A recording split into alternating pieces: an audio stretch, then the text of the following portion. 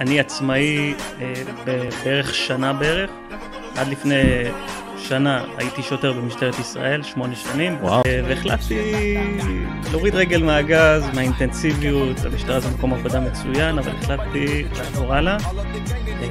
ובאמת לצאת לדרך חדשה, עצמאית יותר, קצת לשחרר.